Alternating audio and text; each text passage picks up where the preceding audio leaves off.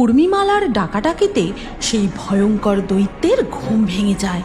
তারপর সে উর্মিমালার একেবারে সামনে এসে দাঁড়ায়। জলকুমারী উর্মিমালা ও তার বোন মুক্তমালা একদিন নীল সাগরের তলদেশে ভ্রমণে বেরিয়েছিল।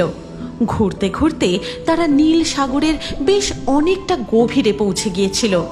মুক্তমালা, আমরা নীল সাগরে আমাদের রাজ্যের সীমানা থেকে বেরিয়ে অনেক দূর চলে এসেছি। এই অজানা জায়গায় আমরা নানা রকম বিপদে পড়তে পারি। আমাদের এবার ফিরে যাওয়া উচিত। আরে কিচ্ছু হবে না, তুই চল তো।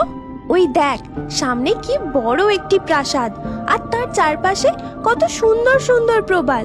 যদি বাইরেটাই এত সুন্দর হয়, না জানি ভিতরটা আরো কত সুন্দর হবে। চল আমরা গিয়ে দেখি। এই কথা বলে মুক্তমালা আর উর্মিমালা সেই প্রাসাদের ভিতরে প্রবেশ করে। আর প্রাসাদের অপরূপ সৌন্দর্য দেখে তারা দুই বোন মুগ্ধ হয়ে যায়। আর সেই প্রাসাদের চারিদিকে ছড়িয়েছিল সোনা দানা মণিমুক্ত আরো কত কি। মুক্তমালা সেই মণিমুক্ত হাতে তুলে দেখতে থাকে। মুক্তমালা, ওগুলো রেখে দে। অন্যের প্রাসাদে এভাবে না বলে প্রবেশ করে তাদের কোনো জিনিসে হাত দেওয়া উচিত হবে না। উফ, তুই চুপ কর তো, তোর সবেতেই বেশি বাড়াবাড়ি। এই কথা বলে মুক্তমালা সেই প্রাসাদের আরো ভিতরে প্রবেশ করতে থাকে। আর কিছু দূর যাওয়ার পরই সে দেখতে পায় এক ভয়ঙ্কর চেহারার দৈত্য সেখানে ঘুমিয়ে রয়েছে। তাকে দেখে মুক্তমালা প্রচন্ড ভয় পেয়ে যায়। ওরে বাবা, এই যে এক ভয়ঙ্কর দৈত্য, দেখতে পেলেই এক্ষুনি আমায় খেয়ে ফেলবে। আরে এটাই তো সুযোগ, ওই উর্মিমালাকে চিরতরে আমার পথ থেকে সরিয়ে ফেলার। সেই ছোট্টবেলা থেকে সব ভালো জিনিসে সব সময় ওর প্রথম অধিকার। এখন আমি ওকে এখানে ফেলে রেখে এই মণি মুক্ত নিয়ে পালিয়ে যাব, আর ওকে এই দৈত্য জ্যান্ত চিবিয়ে খাবে। যেমন বলা তেমন কাজ। মুক্তমালা উর্মিমালার কাছে গিয়ে বলে, দিদি, এই দিদি, দেখবি চল, প্রাসাদের ওই দিকটা আরো কত সুন্দর। না না, আর ভিতরে যাওয়াটা ঠিক হবে না। এবার চল আমরা ফিরে যাই। আরে চল না।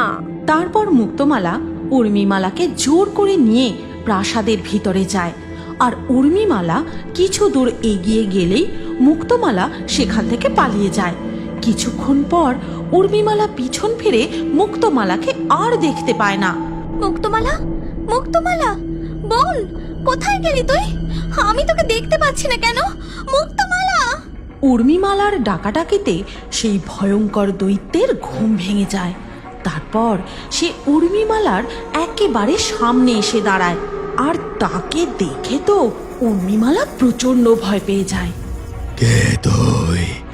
আর তোর এত বড় সাহস, তুই এই প্রাসাদের ভিতরে প্রবেশ করলি কিভাবে? ও, বুঝতে পেরেছি, মণিমুক্তের লোভে, তাই না? না না, তুমি ভুল বুঝছো। আমি মণিমুক্তের লোভে এখানে আসিনি। আমি আর আমার বোন ঘুরতে ঘুরতে এখানে চলে এসেছি। আর এই প্রাসাদের সৌন্দর্য দেখে আমি ভিতরে প্রবেশ করেছি। এখন আমি আমার বোনকে কোথাও খুঁজে পাচ্ছি না। তুমি আমাকে ছেড়ে দাও, আমি আমার বোনকে নিয়ে এক্ষুনি এখান থেকে চলে যাব। ছেড়ে দেব? এই প্রাসাদে যে একবার প্রবেশ করে সে আর এখান থেকে বেরোতে পারে না। এখন থেকে তোকে এই প্রাসাদেই বন্দি থাকতে হবে। এই কথা শুনে উর্মিমালা যেই পালিয়ে যেতে যায়, অমনি সেই প্রাসাদের দরজা বন্ধ হয়ে যায়। উর্মিমালা সেখানেই দাঁড়িয়ে পড়ে ভয়ে অঝরে কাঁদতে থাকে। এদিকে মুক্তমালা ফিরে এসে তার বাবা মাকে বলে, সব কথাই তো শুনলে। জানো, আমি দিদিকে অনেক বাঁচানোর চেষ্টা করলাম, কিন্তু দিদি মণিমুক্তের লোভে প্রাসাদের আরো ভেতরে চলে গেল। আর সেখানেই ওই ভয়ঙ্কর দৈত্য দিদিকে। এরপর কেটে যায় বেশ কিছুদিন। উর্মিমালা সব সময় কান্নাকাটি করতে থাকে। তাকে দেখে সেই ভয়ঙ্কর দৈত্যেরও যেন কিছুটা মন খারাপ লাগে। তাই সে উর্মিমালার মন ভালো করার জন্য অনেক রকমের খাবার, গহনা, সুন্দর সুন্দর পোশাক নিয়ে তার কাছে যায়। উর্মিমালা, এই দেখো আমি তোমার জন্য কত সুন্দর সুন্দর সুস্বাদু খাবার, গহনা ও পোশাক এনেছি। এবার কান্না থামিয়ে তুমি কিছু খেয়ে নাও। না, আমি কিচ্ছু খাবো না। আমি তোমার কাছে হাত জোড় করছি, আমাকে আমার রাজ্যে ফিরে যেতে দাও। আমার যে আমার বাবা মা পরিবারের কথা খুব মনে পড়ছে। না উর্মিমালা, তা হয় না। যে এই প্রাসাদে একবার প্রবেশ করে সে আর এই প্রাসাদ ছেড়ে বেরোতে পারে না। চলো তোমাকে এই সুন্দর প্রাসাদটা ঘুরিয়ে দেখাই, দেখবে নিশ্চয়ই তোমার মন ভালো হয়ে যাবে। তারপর সেই ভয়ঙ্কর দৈত্য উর্মিমালাকে গোটা প্রাসাদ ঘুরিয়ে ঘুরিয়ে দেখাতে থাকে। এত সুন্দর পরিবেশ দেখে উর্মিমালার মন ভরে যায় এবং ধীরে ধীরে সেই দৈত্যের সাথে উর্মিমালার একটা বন্ধুত্ব গড়ে ওঠে। কিন্তু একদিন হঠাৎ করে উর্মিমালা খুব মন খারাপ করে বসেছিল। কি হয়েছে উর্মিমালা, তোমাকে এমন উদাস দেখাচ্ছে কেন?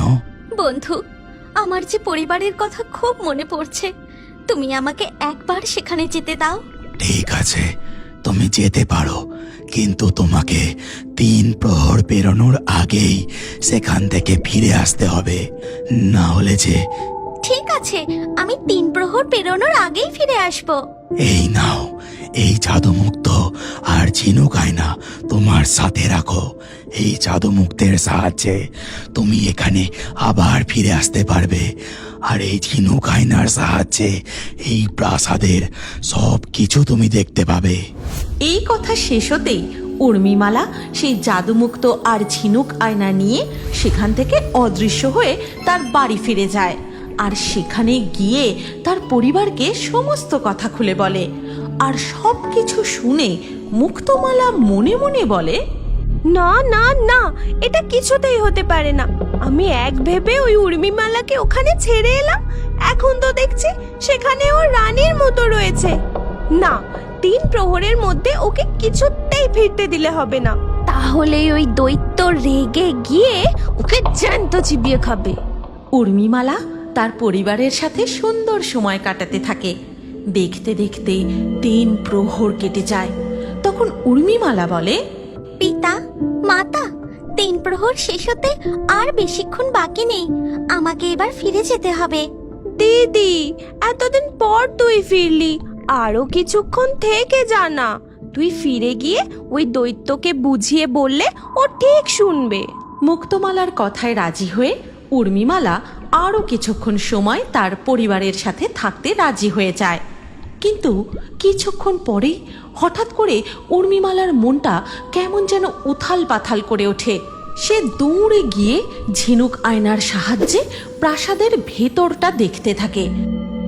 তখনই সে দেখে দৈত্য সেখানে আধমরা অবস্থায় পড়ে যন্ত্রণায় ছটফট করছে। এ কি বন্ধু, তোমার এই অবস্থা কি করে হলো? আমি এক্ষুনি আসছি। তারপর উর্মিমালা জাদুমুক্তের সাহায্যে আবার সেই প্রাসাদে ফিরে যায়। আর সেখানে গিয়ে দেখে সেই ভয়ঙ্কর দৈত্য মৃতপ্রায় অবস্থায় পড়ে রয়েছে। কি হয়েছে বন্ধু? ওঠো ওঠো, চোখ খোলো, কথা বলো বন্ধু। এই কথা বলে উর্মিমালা সেই দৈত্যকে জড়িয়ে ধরে অঝরে কাঁদতে থাকে। আর যেই উর্মিমালার চোখের জল সেই ভয়ঙ্কর দৈত্যের গায়ে পড়ে, সাথে সাথে সে একটি সুন্দর মৎস্যকুমারে পরিণত হয়। আর তাকে দেখে উর্মিমালা পুরো অবাক হয়ে যায়। তোমাকে অনেক অনেক ধন্যবাদ উর্মিমালা। আজ এত বছর পর তুমি আমাকে অভিশাপ থেকে মুক্ত করলে। অভিশাপ? কিসের অভিশাপ? আর কে তুমি? কি তোমার আসল পরিচয়? আমি হলাম এই রাজ্যের মৎস্যকুমার নীল। আজ থেকে বহু বছর আগে এক বৃদ্ধ দম্পতি বিপদে পড়ে আমার প্রাসাদে আশ্রয় চাইতে এসেছিল। কেউ আছো? একটু সাহায্য করো, আমার স্বামীকে যে এক বিষধর সাপে কেটেছে। আমাদের একটু আশ্রয় দাও, না হলে যে ও মারা যাবে। কে তোমরা? আর এই কুৎসিত রূপ নিয়ে আমার প্রাসাদের ভিতরে প্রবেশ করার সাহস কে দিল তোমাদের? তোমরা এক্ষুনি বেরিয়ে যাও। আমার রাজ্যে এরকম কুৎসিত রূপের কোনো স্থান নেই। এত অহংকার তোমার এই রূপের! আমি তোমায় অভিশাপ দিচ্ছি, আজ থেকে তুমি একটা কুৎসিত রূপের দানবে পরিণত হবে। তোমার সেই ভয়ঙ্কর রূপ দেখে সবাই ভয় পাবে, আর যদি কেউ তোমার সেই ভয়ঙ্কর কুৎসিত রূপ দেখেও তোমাকে ভালোবাসে, সেই দিনই তুমি অভিশাপ মুক্ত হবে। আর আজ তোমার চোখের জল আমার শরীরে পড়তে আমার আসল রূপ ফিরে পেয়েছি। তুমি আমার কুৎসিত রূপ দেখেও আমার সাথে বন্ধুত্ব করেছো। তোমাকে অনেক অনেক ধন্যবাদ উর্মিমালা। আমি তোমাকে বিবাহ করতে চাই। এরপর উর্মিমালার পিতামাতাকে খবর পাঠানো হয় এবং সকলের উপস্থিতিতে ধুমধাম করে উর্মিমালার ও মৎস্যকুমার নীলের শুভ বিবাহ সুসম্পন্ন হয়। এই গল্পের পরবর্তী পর্ব যদি তুমি দেখতে চাও তাহলে কমেন্টে নেক্সট পার্ট অবশ্যই লিখো, আর আমাদের রিও বার্ডস ফেসবুক পেজটি এক্ষুনি ফলো করে নাও। এই গল্পটি ভালো লাগলে লাইক করে শেয়ার করে দাও।